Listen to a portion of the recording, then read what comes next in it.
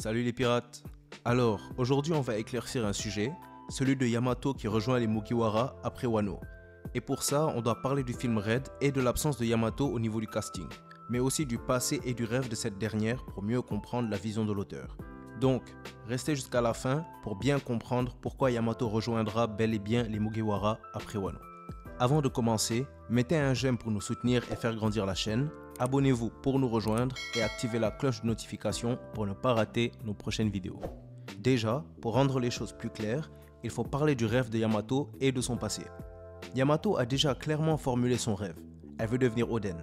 Et par devenir Oden, elle entend devenir libre et découvrir le monde.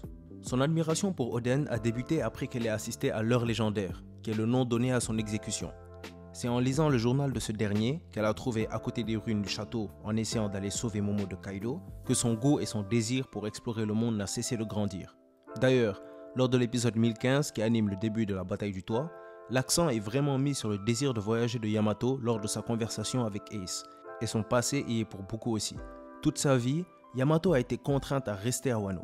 Kaido, qui est son père, lui a mis des menottes explosives pour l'empêcher de sortir du pays et aussi pour la forcer à accomplir son rêve. Elle n'a jamais pu rêver d'elle-même et elle a toujours dû être l'objet du rêve d'autrui, dans ce cas celui de Kaido. On sait d'ailleurs que Kaido voulait faire de Wano son territoire, faire atterrir Onigashima dans la capitale et renommer la capitale le nouvel Onigashima. Pour son nouvel empire, il voulait faire de Yamato le shogun. Kaido enfermait et maltraitait même cette dernière pour qu'elle cesse de rêver et qu'elle accomplisse ses désirs à lui. Mais c'est après ça qu'elle a rencontré Ace, qui a été son premier ami, et dont la rencontre a permis à son désir de liberté de grandir encore plus. En écoutant Ace lui raconter ses aventures et lui parlant d'autres pirates qui parcourent le monde, on pouvait voir les yeux de Yamato s'allumer de passion. Lorsqu'ils se séparent et que la vivre carte d'Ace se consume, on voit encore le désir de Yamato d'être libre dans son regret de ne pas pouvoir aller sauver Ace, qui était son seul ami. Donc l'auteur nous montre vraiment le désir de Yamato d'un jour sortir de Wano, qui vraiment pour elle est une prison dont elle n'a jamais pu s'échapper pour pouvoir poursuivre ses rêves. L'auteur ne donnerait pas autant d'importance à son désir de voyager si l'intention était de la faire rester à Wano. Quand Ace meurt, on voit Yamato placer tous ses espoirs en Luffy, dont Ace lui avait beaucoup parlé, pour lui permettre justement de pouvoir réaliser son rêve. Et c'est un peu une habitude chez les Mugiwara. Luffy y permet à ses Nakama de réaliser leurs rêves. Par exemple, il a sauvé Nami d'Arlong et à travers son désir d'être roi des pirates, lui permet de réaliser son rêve de compléter sa carte du monde. Il permet à Sanji de trouver le All Blue, à Brook de retrouver la Boune, à Franky de créer un navire qui traversera le monde entier et d'en être le charpentier, à Robin de découvrir le siècle oublié et la vraie histoire, à Usopp de devenir un grand guerrier, etc., etc. Et ce serait pareil pour Yamato.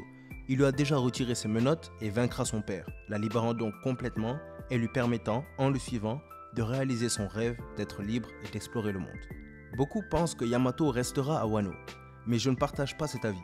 Comme je l'ai déjà dit, toute l'intrigue autour de Yamato est centrée sur son désir de devenir Oden, d'être libre et de visiter le monde à la recherche d'aventure. Toute sa vie a été passée emprisonnée à Wano, renforçant son envie de voir le monde extérieur. Tout comme Oden, qui avant de rejoindre Barbe Blanche puis Roger, n'avait jamais réussi à quitter Wano, malgré son fort désir d'explorer le monde. On peut donc voir que les rêves et les obstacles d'Oden et Yamato se ressemblent. Alors, maintenant, parlons du film Red. Un argument souvent utilisé pour défendre la position que Yamato ne rejoindra pas l'équipage est que cette dernière ne fait pas partie des Mugiwara pendant le film Red. Un avis que je peux comprendre, mais il y a une raison qui explique parfaitement son absence. Je m'explique. Dans ma vidéo sur la prochaine arme légendaire de Zoro après Wano, dont le lien est en description, j'explique quelque chose concernant le film Red. Tous les films One Piece respectent la temporalité de l'anime, mais même si on prend le manga dans ce cas, rien ne change. Il reste 3 mois jusqu'à la sortie du film Red, prévu pour le 6 août 2022. Même en prenant 4 mois, on sait que l'auteur publie 3 chapitres par mois en moyenne, et la Toei 3 épisodes. Alors au maximum, il reste 12 chapitres et 12 épisodes jusqu'à la sortie du film Red. L'arc Wano ne sera évidemment pas terminé ni dans le manga ni dans l'anime. Et Yamato rejoindra les Mugiwara après la bataille d'Onigashima. Et comme le film sortira pendant la bataille, il sera obligé de respecter la temporalité de l'œuvre. Alors il est tout à fait normal qu'elle ne figure pas dans le casting du film Red. Ça explique aussi pourquoi Jinbei en fait partie, puisque ce dernier a rejoint l'équipage avant la bataille. De plus, le film Red n'a pas été confirmé canon, ce qui renforce cet argument. Surtout en prenant en compte le fait que les films One Piece, jusqu'aujourd'hui, n'ont jamais été canon. Donc, je pense qu'en prenant en compte tout ça, le rêve de Yamato, son passé, le flashback émotionnel entre elle et Ace où on voit clairement son désir de partir découvrir le monde, et aussi avec l'explication de son absence dans le film Red, il est clair que Yamato rejoindra les Mugiwara pour découvrir le monde. Elle sera une grande aide à l'équipage en tant que combattante étant donné sa maîtrise du Haki des Rois avancé, mais aussi son Zoan mythique. La seule autre possibilité qui existe, c'est qu'après la chute de Kaido, Yamato prenne le contrôle de l'équipage des 100 bêtes et devienne leur nouveau capitaine, ce qui lui permettra de visiter le monde d'elle-même. Mais je pense que c'est l'option la moins probable, notamment parce qu'en lisant le journal d'Oden, elle a vu les similarités entre Luffy et Roger. Et comme Oden qui a décidé de suivre Roger, elle décidera elle aussi de suivre Luffy en rejoignant l'équipage du chapeau de paille. Quoi qu'il en soit, je suis persuadé que Yamato prendra la mer avec nous. Mais dites-moi ce que vous en pensez. Est-ce que Yamato rejoindra l'équipage après Wano? Est-ce qu'elle restera à Wano? Ou est-ce qu'il y a une autre option pour elle? Donnez vos avis en commentaire. Si vous avez aimé la vidéo ou qu'elle vous a appris quelque chose, mettez un j'aime, abonnez-vous pour rejoindre l'équipage et mettez la cloche pour ne rien rater de nos prochaines vidéos. N'oubliez pas, si on s'est croisés aujourd'hui, c'est le destin qui l'a voulu. La vidéo touche donc à sa fin, merci d'avoir suivi. C'était Manga Monde et comme d'habitude, c'était un plaisir de faire cette vidéo pour vous. A bientôt les pirates.